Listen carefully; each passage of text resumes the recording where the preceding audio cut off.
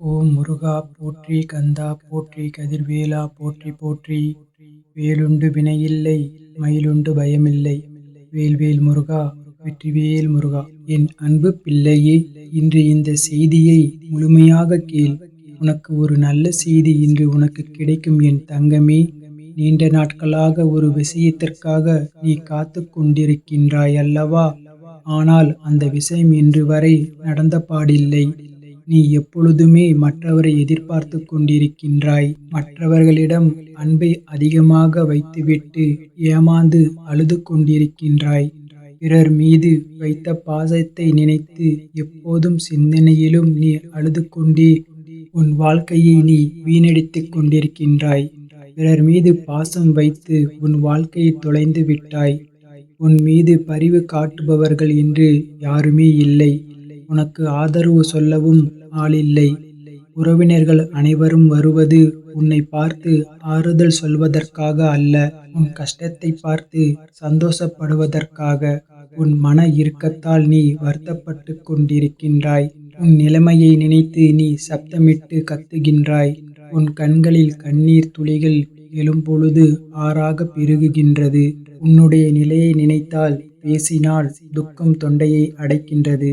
இதையெல்லாம் சமாளிக்கலாம் என்று ஒரு முறை நினைக்கின்றாய், மறுமுறை இதை எப்படி சமாளிப்பது என்று சோர்ந்து போகின்றாய். என் பிள்ளையே, நீ உன் நிம்மதியை இழந்து பல நாட்கள் ஆகிவிட்டன.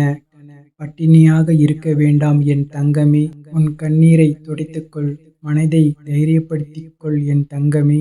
நடக்கும் எதற்கும் நீ காரணமானவன் அல்ல. இதுவும் உன்னை கேட்டு நடைபெறவில்லை. அப்படி இருக்க நீ எப்படி பொறுப்பாளராக இருக்க முடியும்? அவற்றிலிருந்து விலகி ஒரு வேடிக்கையாளராக பார்த்து கொண்டிரு என் பிள்ளையே. வேடிக்கை மட்டும் பார்த்து கொண்டிரு. உன் மனம் குழம்பி தவிக்கும் பொழுதெல்லாம் நீ என் ஆலயம் வா. உன் அனைத்து சந்தேகங்களுக்கும் நான் பதில் தருகிறேன் என் தங்கமே. உன் அப்பா முருகப்பெருமான் உன்னை பாதுகாக்கவே நான் உன்னுடனேயே இருக்கின்றேன். என் பிள்ளையே, ஒரு பொழுதும் உன்னை நான் கைவிட மாட்டேன். உன்னை நான் என் வசம் வழிப்படுத்தியது இந்த ஜென்மத்தில் மட்டும் அல்ல, 7 ஜென்மமாய் உன்னுடன் உன் வாழ்க்கையில் உன் முருகன் பயணிக்கின்றேன். என் குழந்தைகள் சொல்லித்தான் அவர்களின் பிரச்சனைகளும் துன்பங்களும் உன் அப்பா முருகனுக்கு தெரிய வேண்டும் என்று இல்லை. நீ அவ்வாறு நினைக்கின்றாயா என் பிள்ளையே? நான் இந்த அண்டம் முழுவதும் இருக்கையில் எல்லா விஷயங்களும் நான் அறிவேன் என் தங்கமே. உன் கோபத்தை தூக்கி எறி, பொறுமையை கடைபிடி.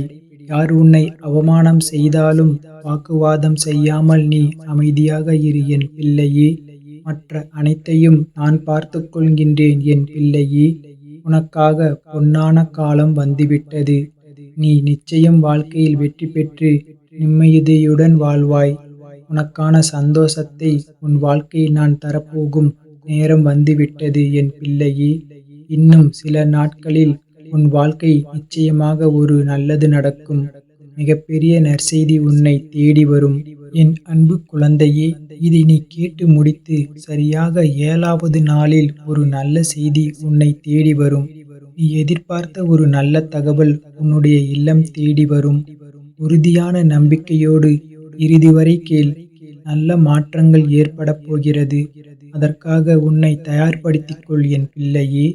உனக்கான என் மீது நம்பிக்கை குறையத் தொடங்கியது. ஆனாலும் நான் உன்னை எந்த சூழ்நிலையிலும் கைவிட மாட்டேன். என் பிள்ளை, உன்னுடன் இருக்கவே நான் விருப்பப்படுகின்றேன். என்னுடைய குழந்தைகள் என்பால் இழுத்துக் கொள்வதே என்னுடைய குணாதிசயமாகும்.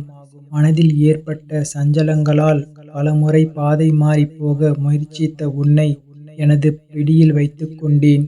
மனம் தளராதே, உன் அப்பா நான் இருக்கின்றேன். இப்போது மட்டுமல்ல, எத்தனை ஜென்மங்கள் ஆனாலும் உன்னை நான் தொடர்ந்து வழிநடத்துவேன் என் தங்கமே. இதுவரை கடந்து வந்த பாதைகள் மறந்துவிடு குழந்தையே. உனது எண்ணங்கள் தலையெழுத்து என அனைத்தையும் மாற்றி அமைக்கும் பல வருடங்கள் ஆகிவிட்டன. இதுவரை நீ செய்த பாவங்களையும் மன்னித்து புது வழியை நான் உனக்கு காட்டப் போகின்றேன். இதுவரை நடந்த எதற்கும் நீ பொறுப்பேற்க வேண்டிய அவசியமில்லை. உன்னுடைய ஒவ்வொரு நிமிடத்தையும் நானே செதுக்குகின்றேன் என் தங்கமே. நீ எதற்கும் பொறுப்பல்ல. நீ சிரித்தால் அது நானே, நீ அழுதால் அதுவும் நானே. உன் வினைப்பயன்படித்தான் நீ அனுபவித்துக் கொண்டிருக்கின்றாய். என் அன்பு பிள்ளையே, நீ தூங்கி எழும்பொழுது ஒரு நாள் கூட மனநிறைவோடு எழுந்ததில்லை. மனதில் ஏதோ ஒரு கேள்வி, நாம் இப்படித்தான் இருப்போமா? என்றாவது ஒரு நாள் வாழ்க்கை மாறாதா என்று என்னிடம் கண்ணீர் வடிக்கின்றாய். உன் வாழ்க்கையில் நடப்பது எல்லாம் என்னிடம் சொல்லி அழுகின்றாய். என் தங்கமே, நீ என்னிடம் ஒரு முக்கியமான திருப்பம் நிகழ வேண்டும் என்று அடிக்கடி வேண்டுகின்றாய். அது நிகழும், நிச்சயம் நிகழும். அதன் பிறகு நீ நிம்மதியாக இருப்பாய். அதை நான் அறிவேன். சில திருப்பங்கள் வரும் நாட்களில் நடக்கப் போகிறது என் பிள்ளையே. நீ நிம்மதியாக உறங்கி பல நாட்கள் ஆனதாக கூறினாய். அது மாறப்போகிறது. எல்லா மாற்றங்களையும் கண்டு நிம்மதியாக இரு. என் தங்கமே, உன் முருகன் உனக்கு நல்லதுதான் செய்கின்றேன். ஆனால் உனக்கு வேண்டியதை நீ தக்க வைத்துக் கொள்ளத்தான் இவ்வளவு சோதனை. என் பிள்ளையே, நீ என் முன் ஏற்றிய தீபத்தையும் நான் முழு மகிழ்ச்சியோடு ஏற்றிக்கொண்டேன். உன்னுடைய ஒவ்வொரு துளி கண்ணீருக்கும் நான் கண்டிப்பாக பதில் தருவேன். உன் அன்பை யார் உதாசீனப்படுத்தினார்களோ அவர்கள் மீண்டும் உன்னை தேடி வருவார்கள். என் பிள்ளையே, சூழ்நிலைகளுக்கேற்ப உன்னை நான் மாற்றுகிறேன். ஒவ்வொரு சூழ்நிலையிலும் நீ அமைதியாக இருந்தாலே போதும். அதில் ஒளிந்திருக்கும் நன்மை உனக்கு புரியும். எல்லா நிலைமைகளையும் அப்படியே எதிர்கொள். நல்லது மட்டுமே நடக்கும் என் பிள்ளையே. நீ விழும் பொழுதெல்லாம் தாங்கிப் பிடிக்கவும், மனம் உடைந்து போகும் பொழுதெல்லாம் தட்டிக் கொடுக்கவும், தனியே நீ அழும்போதெல்லாம் உன் கண்ணீரை துடைக்கவும் கவலைப்படாதே. இந்த முருகன் நான் இருக்கின்றேன். நீண்ட கால போராட்டத்திற்கு நிறைவு காலம் வந்துவிட்டது. உன் தியாகத்திற்கான பலனை நீ இனி தாராளமாக அனுபவிக்கப் போகின்றாய். கண்ணீரோட காத்திருந்த நீ இனி மன நிம்மதியோடு மகிழ்ச்சியாக வாழப் போகின்றாய் என் பிள்ளையே. நீ வருந்தி பேசிக் கொண்டிருந்ததைக் கேட்டேன். என்னுடைய எல்லா முயற்சியிலும் தடங்கல் போன்று இருக்கின்றது. என்னால் எதிலும் முழு மனதால் செயல்பட முடியவில்லை என்று பேசிக் கொண்டு இருக்கின்றாய். பிரச்சனைகள் இருப்பது உண்மை என்று எந்த அளவிற்கு உன் மனம் நினைக்கின்றதோ அதே போல அதற்கு தீர்வும் இருக்கும் என்பதை உன் மனம் நம்ப வேண்டும். இதற்கு தீர்வை நோக்கி செல்ல முடியாமல் தவிக்கின்றாய். உன் பிரார்த்தனைகள் நிச்சயமாக உனக்கு தீர்வு தரப்போகின்றன. நீ பிரச்சனைகளால் எவ்வளவு பெரிது என்று ஆராயாமல் அதற்கென இருக்கும் ஒரு சிறிய தீர்வை கண்டுபிடி. அதற்கு நான் உனக்கு சக்தி தருகின்றேன். அந்த சக்தியை கவலைகளில் இழக்காதே. உன்னால் முடியும் பிள்ளையே. உனக்கான தீர்வை நீ கண்டடைவாய். என் அன்பு பிள்ளையே, உன்னை யாருக்கும் நிரூபிக்க வேண்டும் என்று நீ நினைக்கின்றாய். உன்னை நான் அறிவேன். உன் வாழ்க்கை முழுவதும் நான் அறிவேன். உன் மனதில் ஓடும் ஒவ்வொரு எண்ணங்களும் நான் அறிவேன். நீ யாருக்கும் எதையும் நிரூபிக்க புரிய வைக்கவும் வேண்டாம். இப்போது நீ உன் வாழ்க்கையில் எனக்கு அதிக முக்கியத்துவம் கொடுக்க ஆரம்பித்து விட்டாய். இது மற்றவர்களுக்கு புரியப் போவதில்லை. அதை பற்றி கவலைப்பட வேண்டாம். உன் வாழ்வில் ஓர் அதிசயம் நிகழ்த்துவேன். பிறகு அவர்கள் அதை உணர்வார்கள். என் பிள்ளையே, இப்போது புதிய பிரச்சனைகள் இல்லை. ஆனால் உன் மனம் முழுவதும் எதிர்காலம் பற்றி பயம் உள்ளது. நான் உன் எதிர்காலத்திற்கான உத்தரவாதத்தை தருகின்றேன். அவைகள் மிக பாதுகாப்பானதாக, உனக்கு அமைதி தரும் ஒன்றாக உள்ளது. உன்னிடம் வம்பு செய்தவர்கள் இப்போது பாதி மாறி இருப்பதே உனக்கு பாதி மன நிம்மதியை கொடுத்திருக்கும். உடல் ஆரோக்கியத்தில் ஏற்பட்ட முன்னேற்றம் இன்னும் கொஞ்சம் நிம்மதியை தந்திருக்கும். இனி பொருளாதாரத்தை தக்க வைக்க, அதை மேம்படுத்த மட்டுமே கொஞ்சம் சிரமப்பட வேண்டியிருக்கும். அதனை சரிசெய்து உயர்த்திவிட்டால் இன்னும் நிம்மதியாக இருக்கும். அதற்காக முன்பாக சில கர்ம வினைகளை தீர்த்துள்ளாய். எல்லாம் நன்மையாகவே மாறுவதை நீ இனி காண்பாய் என் தங்கமே. என் அன்பு பிள்ளையே, வாழ்க்கை உன்னிடம் ஏதோ ஒன்றை சொல்ல வருவதை புரிந்து கொள். உனக்கு எது நல்லதோ அது உனக்கு நிச்சயமாக தருகின்றேன். வாழ்வை அதன் போக்கில் வாழ முயற்சி செய்.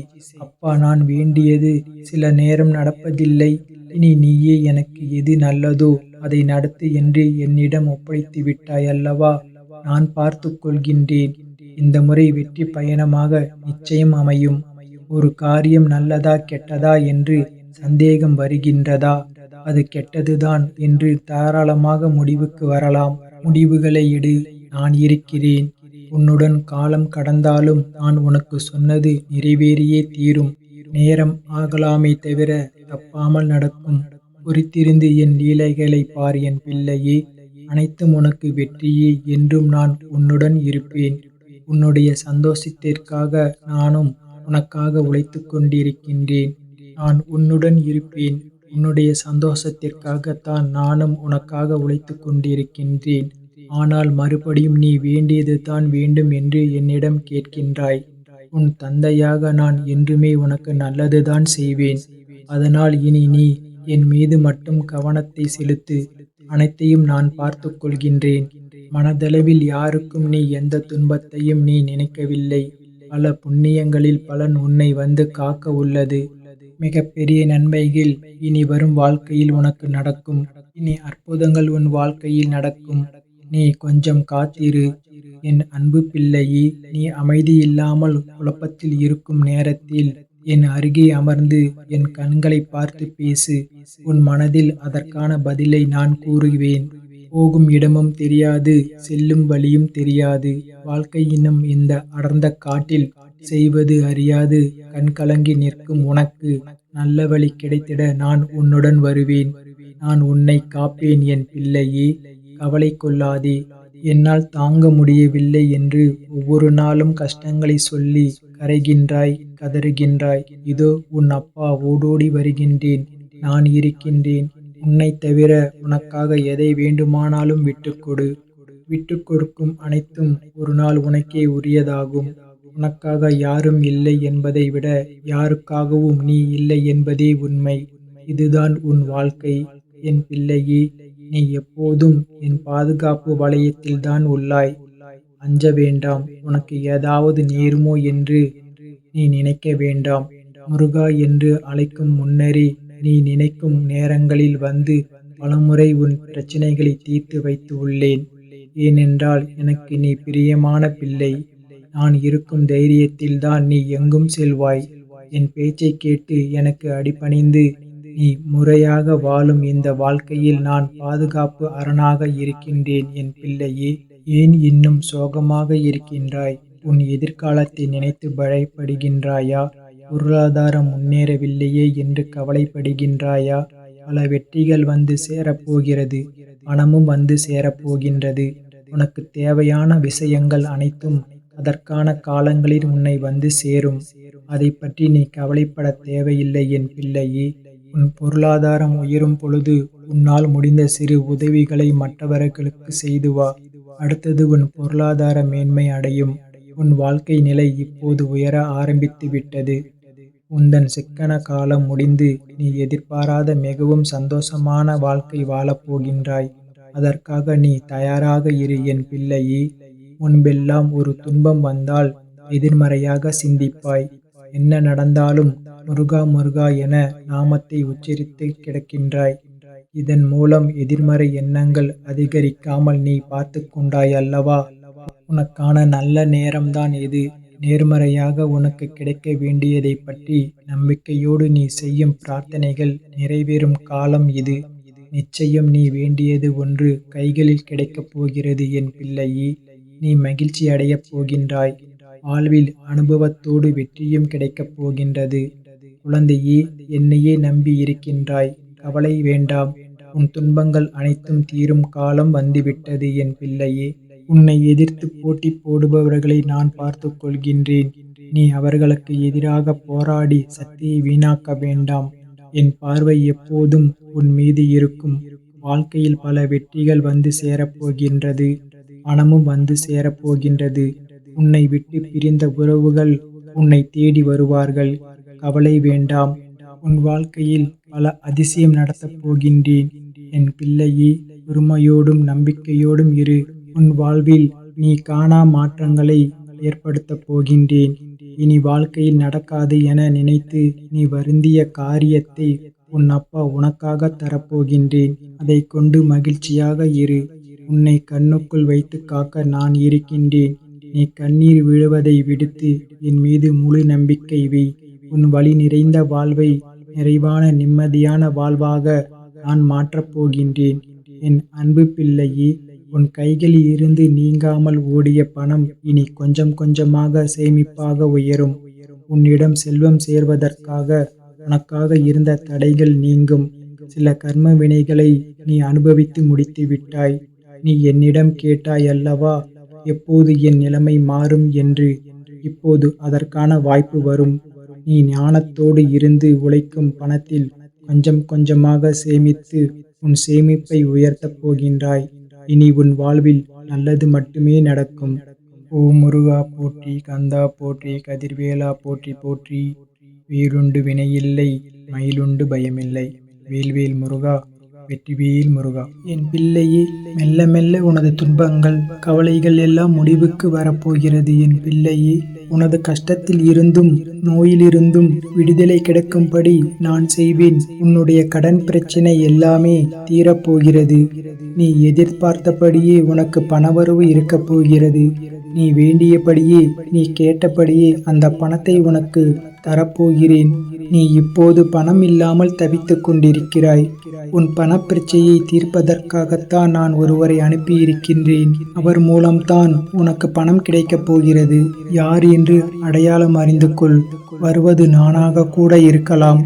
இன்றைய காலகட்டத்தில், இந்த நிலையில், இன்றைய சூழலில் உனக்கு பணம் பெரிய ஒரு கஷ்டமாகவே இருக்கிறது. அந்த பணப்பிரச்சனை எல்லாமே தீரும் வகையில் நான் உனக்கு ஒரு வழி ஏற்படுத்தி இருக்கிறேன் என் பிள்ளையே. அந்த வழி சிறப்பானதாக இருக்கும். அதிலிருந்து உன்னுடைய பண கஷ்டங்கள் எல்லாமே தீர்ந்துவிடும். அதிலிருந்து தான் உனக்கு நிரந்தர வருமானமும் கிடைக்கும். நீ கவலைப்படாதே. உன் பணப்பிரச்சனையை தீர்ப்பது என்னுடைய பொறுப்பு. என் தங்கமே, நான் இன்று தான் ஒருவரிடம் பணம் கொடுத்து அனுப்பியிருக்கிறேன். விரைவில் அவர் உன்னை தேடி வருவார். யார் என்று அறிந்து கொண்டு அந்த பணத்தை நீ வாங்கிக்கொள். நீயாக சென்றாலும் சரி, இல்லை அவராக வந்தாலும் சரி, கொடுப்பது நான் தான். உன் பணப்பிரச்சனை அதிலிருந்து தான் தீரப்போகிறது.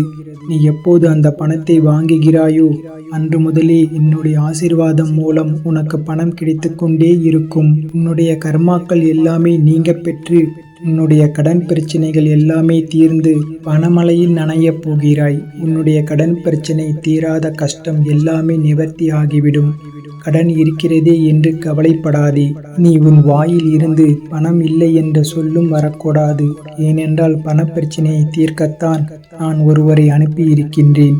நானும் வருவேன். எதிர்பார்த்து காத்திரு.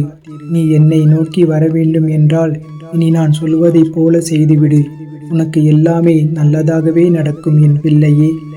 உன்னுடைய தொழில், நீ இப்போது பார்த்து கொண்டிருக்கும் வேலை உனக்கு சிறப்பானதாக மாறி பல மடங்கு உத்தியோகத்தில் பதவி உயர்வு பெற்று கூடுதல் வருமானமும் கிடைக்கும்படி செய்கின்றேன். செய்துவிட்டேன், செய்தும் விடுவேன். விரைவிலேயே உன் கையில் கிடைக்கும்.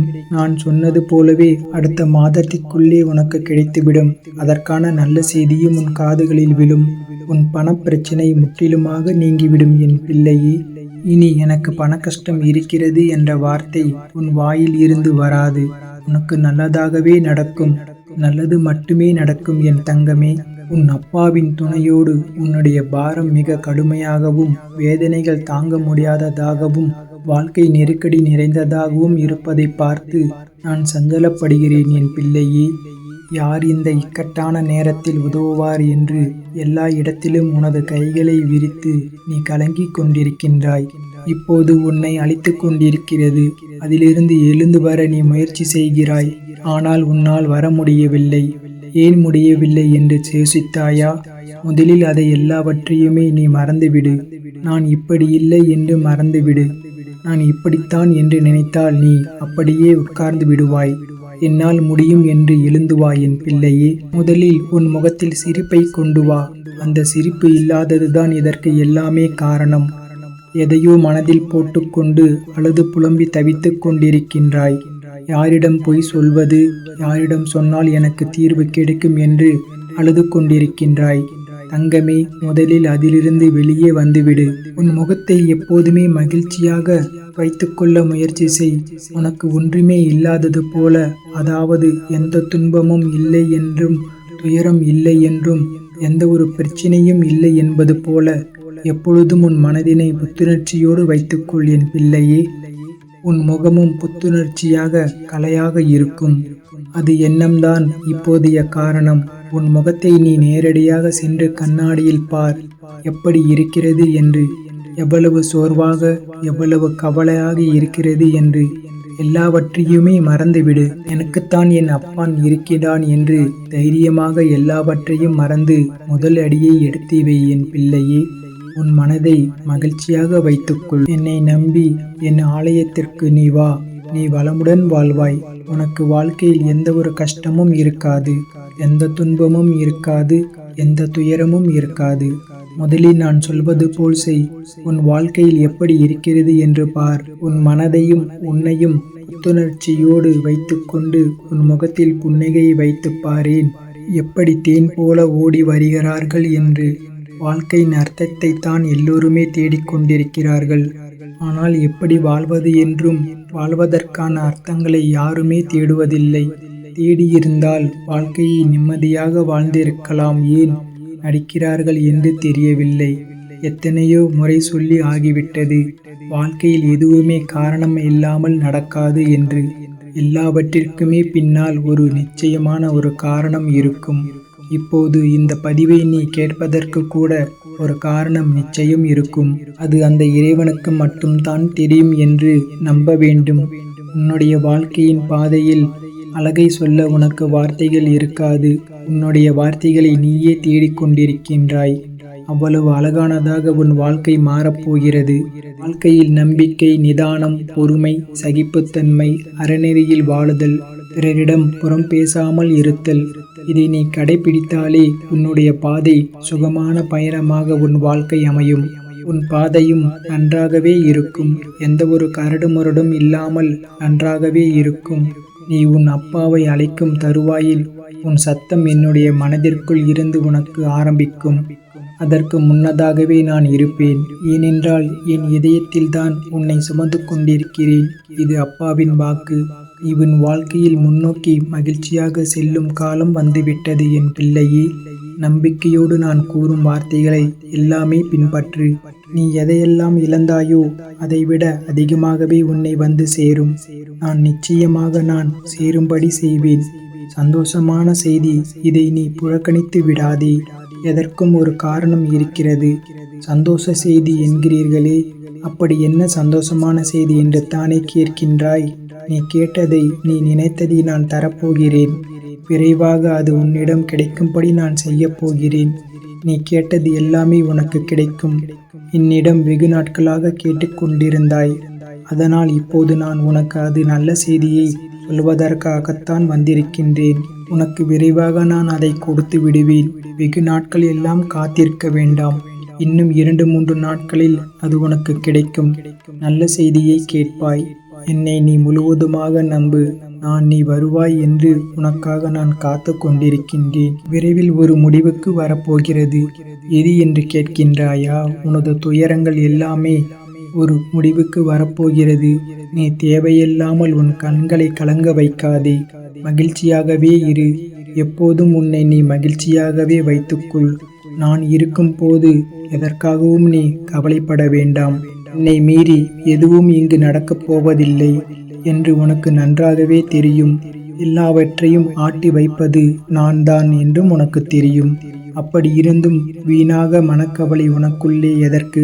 நான் உன்னை தேர்ந்தெடுத்து நான் வசிக்கும் இடத்திற்கு வளவரைத்தேன். ஞாபகம் இருக்கிறதா? எப்படிப்பட்ட சூழ்நிலையில் என்னை வந்து சந்தித்தாய் என்று உனக்கு ஞாபகம் இருக்கிறதா? அதனால் நீ கலங்காதே. என்னுடைய வாக்கு என்றுமே பொய்க்காது என்பதை நீ நம்ப வேண்டும். என் அப்பா முருகன் என்னை பார்த்து கொள்வார் என்ற நம்பிக்கையோடு இரு. என்னை மீறி எதுவுமே நடக்காது. உனக்கு என்ன வேண்டும் என்று என்னிடம் கேள். உனக்கு வேண்டியது எல்லாவற்றையும் நானே தருகிறேன். அப்படி இல்லை என்றால் உனக்கு வேண்டியதை எடுத்துக்கொள். எனது கஜானா வாயில் கதவு உனக்காகத்தான் திறந்து வைத்திருக்கின்றேன். அதில் உனக்கானது நிறையவே இருக்கிறது. அதில் உனக்கு என்ன வேண்டும் என்று நீயே தேடி எடுத்துக்கொள். எது உன்னிடத்தில் சேர வேண்டுமோ அது உன்னிடத்தில் தானாகவே வந்து சேர்ந்துவிடும். அதனால் இது வருமா, கிடைக்குமா, எப்பொழுது கிடைக்கும் என்று நீ ஏங்கி உன்னை நீயே வருத்திக் கொள்ளாதே என் பிள்ளையே. நிச்சயமாகவே அது உன் கைகளுக்கு கிடைக்கும். நீ அறிந்ததை கொண்டு நீ கடவுளை வழிபடு. உனது உள்ளத்தில் இருந்து நீ வழிபடு. வழிபாட்டிற்கு எந்த ஒரு விதிமுறையுமே கிடையாது. உன் தாயை எவ்வாறு உனது சேவைக்கு அழைப்பாயோ அந்த அன்பு இயல்பு போதுமானது. கடவுளை வழிபடுவதற்கு கடவுளுக்கு என்று ஒரு தனி ரகத்தை நீ தேடாதே. இயல்பாகவே அப்பா என்று என்னை கூப்பிடு. உன் அப்பாவிடத்தில் நீ எவ்வளவு உரிமையாக இருப்பாயோ அதுபோலவே நீ என்னிடத்திலும் உரிமையாக இருக்கலாம். ஏனென்றால் என் பிள்ளை என்னிடத்தில் சகஜமாக பழக வேண்டும். என்னிடத்தில் சகஜமாக பழக வேண்டும் என்று நான் தான் ஆசைப்படுகின்றேன். என்னிடத்தில் எல்லா உரிமைகளுமே உனக்கு உண்டு. நீ என் பிள்ளை, நான் உன் அப்பா. என் அன்பு குழந்தையே, எல்லோருடைய வாழ்விலேயும் மாற்றங்கள் வருகின்றன. சிலருக்கு கொஞ்சம் தாமதமாக இருக்கலாம். எப்போது உன் வாழ்வில் நீ எதிர்பார்த்த மாற்றம் வரப்போகிறது? உன்னுடைய பல வேண்டுதலில் உன்னுடைய முதலானது வேண்டுதல் விரைவில் நடக்கப் போகிறது. நீ செய்ய வேண்டியது எல்லாம் அந்த விஷயத்தை குறித்து நேர்மறை எண்ணங்களை மனதில் எழுப்ப வேண்டும். அது நடக்கும் என்று நீ நம்ப வேண்டும். உனக்கு நடக்க வேண்டிய ஒன்று நிச்சயமாக உன் கைகளில் கிடைக்கும். கோவிலில் சாமி முன் இந்த முறைப்படி நீ பிரார்த்தனை செய்து வந்தால் நிச்சயம் உன் நினைத்தது நடக்கும். நமக்கு எப்பொழுது எந்த பிரச்சனை எந்த ரூபத்தில் வந்தாலும் நாம் அந்த பிரச்சனைகளை முடிக்கவும் அதிலிருந்து முழுமையாக விடுபட்டு வெளியே வருவதற்கும் நாம் செய்யும் முதல் காரியம் தெய்வத்திடம் சரணடைந்து பிரார்த்தனை செய்வது. நம் குறைகளை கூறி வேண்டிய வரங்களை பெற்றுக்கொள்வோம். அது மட்டும் இல்லாமல் நமது வாழ்க்கையில் செய்யும் சிறு சிறிய தவறுகளுக்கும் தெய்வத்திடம் சென்று அதற்கான பரிகாரங்களையும் செய்து புண்ணியத்தை தேடிக்கொள்வோம். கோவிலில் சாமியிடம் வேண்டுவதற்கு இருந்தாலும் பரிகாரம் செய்வதாக இருந்தாலும் அதுக்கு ஒரு முறை இருக்கிறது. அந்த முறைப்படித்தான் நாம் இறைவனிடம் வேண்ட வேண்டும். அப்படி வேண்டினால் கண்டிப்பாகவே அது நிறைவேற்றப்படும். முறைப்படி பரிகாரம் செய்தாலும் தெய்வம் அதை முழுமையாக ஏற்றுக்கொள்ளும். நாம் நம்பிக்கையுடன் செய்ய வேண்டும். நீங்கள் தெய்வத்தின் சன்னதிற்கு முன்பு மண்டி போட்டு உங்கள் இரு கைகளையும் ஏந்தி உங்களுடைய பிரச்சனைகளை குறைகளை கடவுளிடம் சொல்லி வேண்டிய வரங்களை நீங்கள் பெற்றுக்கொள்ளுங்கள். இப்படி நீங்கள் முட்டி போட்டு வேண்டினால் தெய்வம் நாம் கேட்டதை உடனே கொடுக்கும் என சொல்லப்படுகிறது. இப்படி நீங்கள் எந்த தெய்வத்தின் கோவிலுக்கு சென்றாலும் முழங்கால் போட்டு மண்டியிட்டு உங்களின் இரு கைகளையும் ஏந்தி வேண்ட வேண்டும். உங்களுடைய வேண்டுதல்கள் சீக்கிரமாகவே ஏற்றுக்கொள்வார். அதே நேரம் அந்த வேண்டுதல் சீக்கிரம் தெய்வத்தால் நிறைவேற்றியும் தரப்படும் என்பது காலகாலமாக மக்களிடம் உள்ள நம்பிக்கை. அந்த நம்பிக்கை உங்களுக்குள்ளே இருக்க வேண்டும். நிறைய கோவில்களில் சில தெய்வங்களுக்கு வேண்டுதல் வைத்து முழங்கால் இட்டு கோயிலை சுற்றி வலம் வருவார்கள். கோவில் படியேறி தங்களுடைய நேர்த்திக்கடனை செலுத்துவார்கள். இப்படியெல்லாம் கூட தெய்வத்திற்கு பிரார்த்தனை செய்யலாம் என்று நம்முடைய சாஸ்திரங்களை கூறுகின்றது. இருந்தாலும் உங்களுடைய உடம்பை பிரார்த்தனை செய்கிறேன் என்ற பெயரில் வருத்தி கொண்டு நீங்கள் முழங்காலிட்டு கோவிலை சுற்றி அல்லது கோவில் படிகளிலோ நடக்க வேண்டும் என்ற அவசியம் கிடையாது. உங்களின் உடலை வருத்தித்தான் செய்ய வேண்டும் என்று யாரும் சொல்லவில்லை. எந்த கடவுளும் நிர்பந்திக்கவும் இல்லை.